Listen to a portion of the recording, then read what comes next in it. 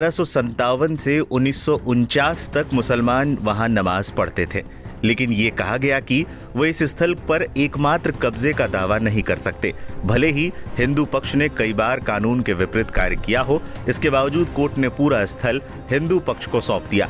ये अस्सलाम वालेकुम दोस्तों, आज भी जब भी 6 दिसंबर आता है तो हर एक मुसलमान शख्सियत जो इस नाइंसाफ़ी के फ़ैसले को लेकर दुखी होता है, उसको तकलीफ़ पहुंची और कहीं ना कहीं हमको ये महसूस होता है कि कहीं से ऐसा इंसाफ हो जाए और कहीं ना कहीं से ऐसी गुहार लग जाए कि फिर से हमारे हक़ में फ़ैसला आ जाए और बाबरी मस्जिद की जो जगह है वो बाबरी मस्जिद को ही दे दी जाए।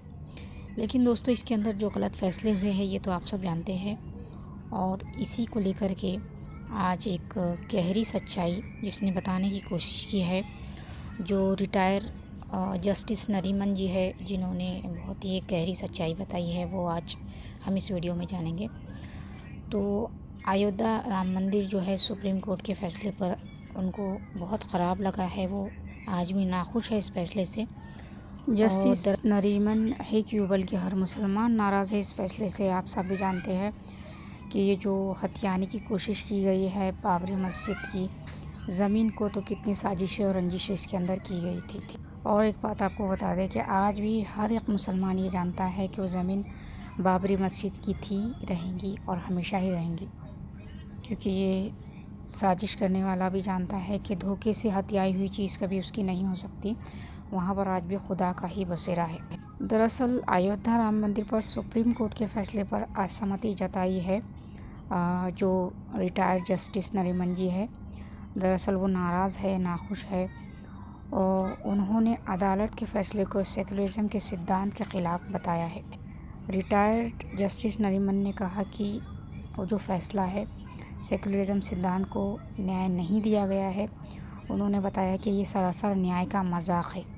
और भारतीय संविधान नाम के एक विषय पर आयोजित प्रथम justice RF Nariman MM memorial lecture में उन्होंने एक बहुत ही गहरी बात कही है, जो कि अयोध्या के राम मंदिर को लेकर के है। और मंच से उन्होंने कहा कि राम मंदिर केस और इससे जुड़े फ़ैसले पर खुलकर अपनी बात उन्होंने लोगों को बताई।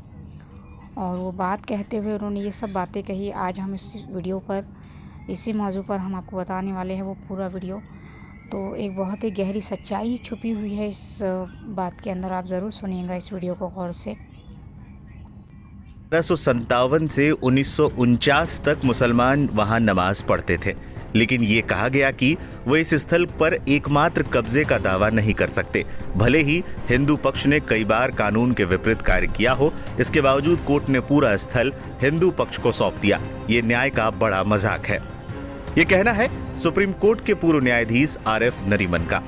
पूर्व जस्टिस नरीमन ने अयोध्या राम मंदिर पर सुप्रीम कोर्ट के फैसले पर असहमति जताई है। उन्होंने अदालत के फैसले को सेकुलरिज्म के सिद्धांत के खिलाफ बताया। रिटायर्ड जस्टिस नरीमन ने कहा कि इन फैसलों में सेकुलरिज्म के सिद्धांत के तहत न्याय नहीं दिया गया। उन्होंने इसे न्याय का मजाक करार दिया। दरअसल सेकुलरिज्म और भारतीय संविधान नाम के एक विषय पर आयोजित प्रथम justice AM Ahmadi memorial lecture में उन्होंने ये बातें कही। मंच से जस्टिस नरीमन ने राम मंदिर केस और इससे जुड़े फैसलों पर खुलकर अपनी बात रखी। लाइव लॉ की रिपोर्ट के मुताबिक जस्टिस RN नरीमन ने कहा कि सबसे पहले सरकार ने लिब्रहान आयोग नियुक्त किया, जो निश्चित रूप से 17 वर्षों तक सोया रहा, और फिर 2009 में एक रिपोर्ट प्रस्तुत की। दूसरा, इसने अयोध्या अधिग्रहण क्षेत्र अधिनियम और साथ ही सुप्रीम कोर्ट को राष्ट्रपति संदर्भ दिया, ताकि ये निर्धारित किया जा सके कि मस्जिद के नीचे कोई हिंदू मंदिर था या नहीं।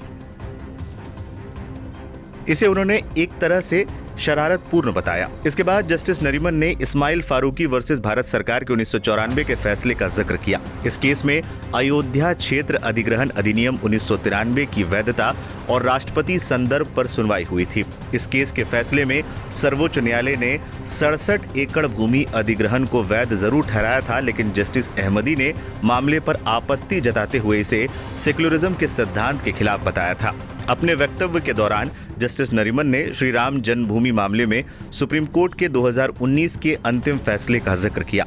इस केस में तत्कालीन चीफ जस्टिस रंजन गोगोई की बेंच वाली 5 सदस्यीय पीठ ने सर्वसम्मति से फैसला सुनाया कि 2.77 एकड़ वाली विवादित भूमि को हिंदू पक्ष को सौंप दिया जाना चाहिए और सुन्नी वक्फ बोर्ड को किसी और स्थान पर 5 एकड़ की जमीन दी जानी चाहिए थी। जस्टिस नरीमन ने इस फैसले की आलोचना करते हुए कहा, कोर्ट ने माना कि 1857 से 1949 तक मुसलमान वहां नमाज पढ़ते थे, लेकिन ये कहा गया कि वो इस स्थल पर एकमात्र कब्जे का दावा नहीं कर सकते, भले ही हिंदू पक्ष ने कई बार कानून के विपरीत कार्य किए हों। इसके बावजूद कोर्ट ने पूरा स्थल हिंदू पक्ष को सौंप दिया। ये न्याय का बड़ा मजाक है। उन्होंने कहा कि मस्जिद का निर्माण 1528 में हुआ था और ये तब एक मस्जिद के रूप में अस्तित्व में थी, लेकिन 1853 में पहली बार इसमें विवाद हुआ। जैसे ही ब्रिटिश साम्राज्य ने 1858 में ईस्ट इंडिया कंपनी से सत्ता ली, एक दीवार को अंदर और बाहर के आंगन के बीच खड़ा कर दिया गया। इस दीवार के बाद अंदर के आंगन में मुस्लिम नमाज पढ़ते थे और बाहर के आंगन में हिंदू। ये तथ्य दर्ज है कि 1857 से लेकर 1949 तक दोनों पक्षों की प्रार्थनाएं होती रहती थी, लेकिन 1949 में कुछ लोग मस्जिद में घुसकर मूर्तियां स्थापित कर गए, जिसके बाद मुस्लिमों की प्रार्थनाएं रुक गईं। इस दौरान उन्होंने एएसआई के 2003 के सर्वे का भी जिक्र किया। उन्होंने कहा कि एएसआई के सर्वे में विभिन्न धर्मों से जुड़ी हुई चीजों के अवशेष मिले थे।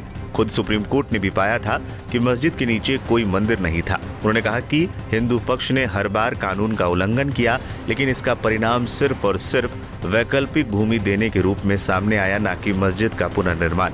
उन्होंने कड़ी टिप्पणी करते हुए कहा कि अब भी कानून का कोई उल्लंघन हुआ तो वो हिंदू पक्ष ने किया। क्या ये कानून का सही पालन किया गया था? इसके अलावा उन्होंने बाबरी विध्वंस का भी जिक्र किया, जिसमें उन्होंने विध्वंस के आरोपियों को बरी करने की बात कही। जस्टिस नरीमन ने कहा कि जिन्होंने आरोपियों को बरी करने का फैसला दिया, उन्हें बाद में यूपी का उप लोकायुक्त बनाया गया। यह हमारे देश की स्थिति को दर्शाता है। इस तरह पूर्व जस्टिस नरीमन ने राम मंदिर मामले पर खुलकर अपनी बात, अपना पक्ष रखा।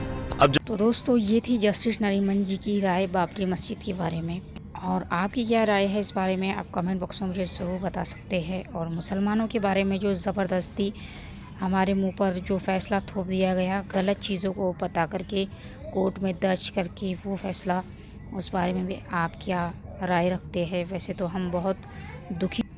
तो हर मुसलमान आज भी दुखी है उस फैसले से, और आज भी तकलीफ़ होती है जब 6 दिसंबर आता है। तो आप आपकी राय ज़रूर बताएं। वीडियो को ज़्यादा से ज़्यादा शेयर करें।